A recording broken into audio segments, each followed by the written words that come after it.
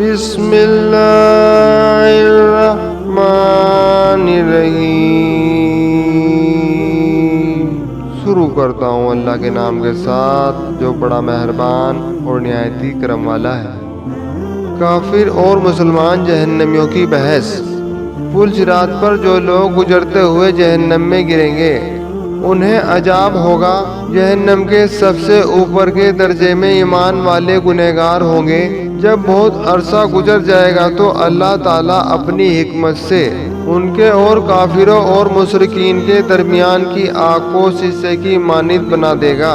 کافر اور مشرکین جب مسلمان گنہگاروں کو دیکھیں گے کہ وہ بھی جہنم کی آگ میں جل رہے ہیں تو وہ مسلمانوں کو طعنہ دیں گے کہ ہم نے تو اللہ تعالیٰ کا انکار کیا تھا جس کی وجہ سے ہم جل رہے ہیں، لیکن تم لوگ تو خدا کو مانتے تھے، رسول کو مانتے تھے اور اس کے باوجود بھی ہماری طرح جل رہے ہو۔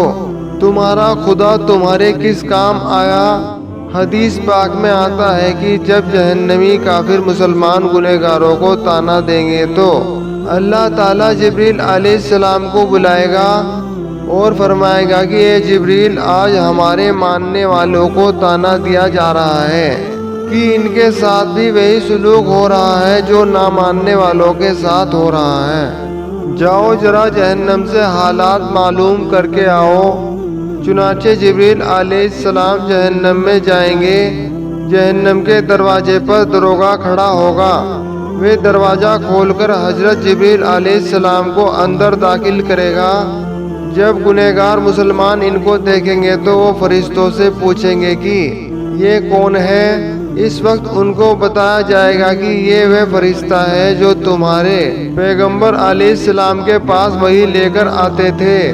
جب ان کے پاس نبی رحمت صلی اللہ علیہ وسلم کا تذکرہ کیا جائے گا تو اس وقت گنہگار لوگوں کو نبی اکرم صلی اللہ علیہ وسلم کی یاد آئے گی اور وہ کہیں گے واہ محمد، واہ محمد۔ جہنمی لوگ ان الفاظ سے جبریل علیہ السلام کو رو کر کہیں گے اے جبریل علیہ السلام، آپ نبی کریم صلی اللہ علیہ وسلم کے پاس اللہ کا پیغام لے کر آتے تھے، آج ہم گنہگاروں کا پیغام بھی ہمارے سردار صلی اللہ علیہ وسلم کو پہنچا دیں کہ آقا تو ہمیں بھول ہی گئے، ہم جہنم کی آگ میں جل رہے ہیں اور آپ جنت کے اندر ہیں۔ جبریل علیہ السلام ان کے ساتھ وعدہ کریں گے کہ میں آپ کا پیغام اللہ تعالیٰ کے محبوب کو ضرور پہنچاؤں گا۔ چنانچہ جب جبریل علیہ السلام جہنم سے باہر آئیں گے تو اللہ رب العزت فرمائے گا اے جبریل علیہ السلام، آپ نے میرے محبوب کے گنہگار امیدوار سے جو وعدہ کیا ہے اس وعدے کو نبھانا ضروری ہے۔ لہٰذا جبریل علیہ السلام جنت میں جائیں گے۔ اس وقت نبی کریم صلی اللہ علیہ وسلم جنت الفردوس میں انبیاء کی مجلس میں ممبر پر تشریف فرما ہوں گے۔ جبریل علیہ السلام کو جب آتا دیکھیں گے تو فرمائیں گے اے جبریل، آج کیسے آنا ہوا؟ جبریل علیہ السلام عرض کریں گے کہ میں آج آپ کی امت کے گنہگاروں کا پیغام آپ کے پاس لے کر آیا ہوں۔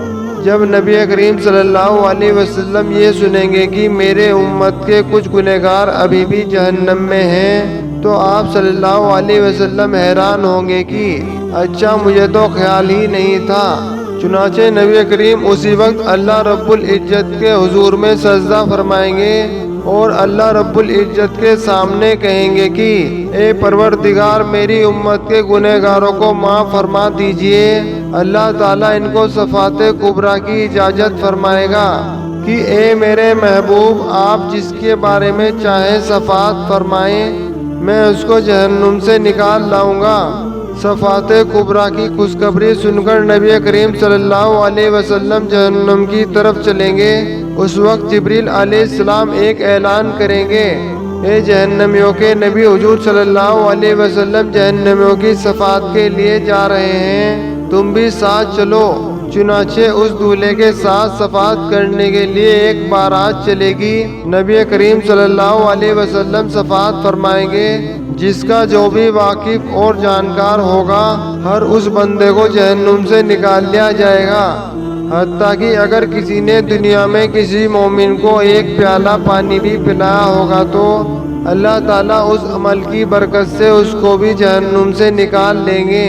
جب سب لوگ صفات کر چکے ہوں گے تو اللہ تعالیٰ فرمائے گا، اے میرے محبوب صلی اللہ علیہ وسلم، میں نے آپ سے وعدہ کیا تھا کہ میں آپ کی امت کے 3 لب بھر کر جہنم سے نکال لوں گا۔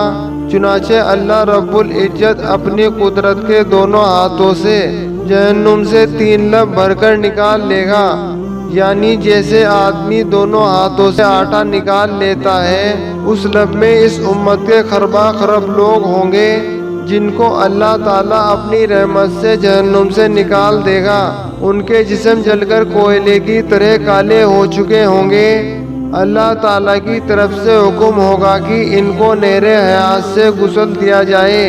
چنانچہ جب ان کو غسل دیا جائے گا تو ان کے جسم ٹھیک ہو جائیں گے، لیکن ان کے ماتھے پر اتقاء الرحمن کا نام لکھ دیا جائے گا، جس کا مطلب یہ ہوگا کہ رحمان نے اپنی رحمت سے ان کی بخشش کر دی ہے۔ اس کے بعد ان کو جنت میں بھیج دیا جائے گا۔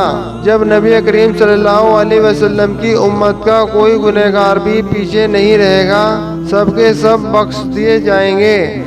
اللہ تعالی ہمیں گناہوں سے بچنے کی توفیق عطا فرمائے، آمین۔ ویڈیو اچھا لگا ہو تو لائک، شیئر اور سبسکرائب کرنا نہ بھولیں۔